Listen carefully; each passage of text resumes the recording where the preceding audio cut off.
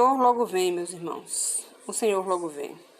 Você está no canal Lendo com Claudinha, livro Fundamentos do Lar Cristão, página 66. Exigências irracionais. A questão que deve ser resolvida agora é a seguinte: a esposa deve se sentir obrigada a ceder completamente às exigências do marido quando vê que apenas o desejo imoral o domina?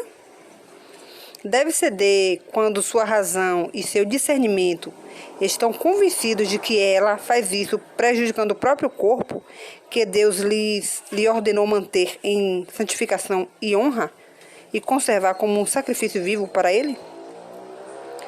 Não é amor puro e santo o que leva a esposa a satisfazer as tendências pervertidas do esposo, prejudicando assim a saúde e a vida.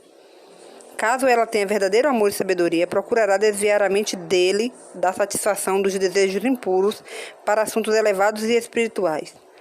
Falando sobre temas espirituais interessantes, mesmo correndo o risco de desagradá-lo, talvez seja necessário insistir de forma humilde e afetuosa, dizendo que ela não pode desonrar seu corpo cedendo a excessos sexuais. De forma bondosa e carinhosa, ela deve lembrar-lhe que Deus tem direitos mais elevados acima de todos os outros direitos, sobre todo o seu ser, e que ela não pode desrespeitar esses direitos, pois será responsável por isso no grande dia de Deus. Caso ela eleve suas afeições e em santificação e honra conserve sua dignidade pura de mulher, poderá, por sua influência sensata, fazer muito para santificar o marido, cumprindo assim sua grande missão. Agindo dessa maneira, ela pode salvar tanto o marido como a si mesma, realizando uma obra dupla.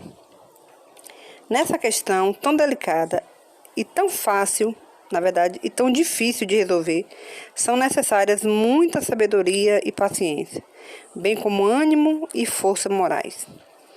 Graça e resistência podem ser obtidas por meio da oração. O amor sincero deve ser o princípio dominante do coração. Amor a Deus e ao esposo. Essa é a única forma correta de proceder. Quando a mulher sujeita o corpo e a mente ao domínio do marido, sendo passiva diante da vontade dele em tudo, sacrificando a consciência, a dignidade e mesmo a personalidade, ela perde a oportunidade de exercer aquela poderosa influência que deveria ter para o bem, e deixa de enobrecer o esposo.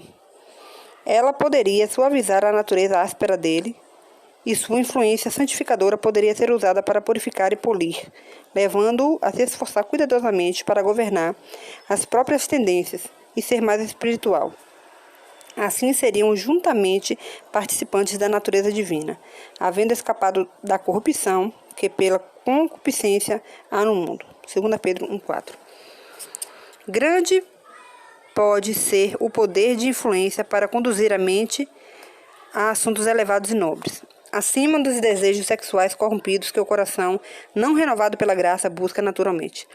Caso a esposa pense que, a fim de agradar o marido, deve descer ao seu nível, uma vez que os desejos pervertidos são a principal base do amor dele e rege suas ações, ela desagrada a Deus, pois deixa de exercer uma influência santificadora sobre o esposo.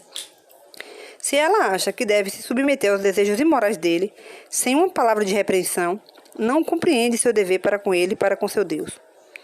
Os desejos imorais têm sua sede no corpo e operam por intermédio dele.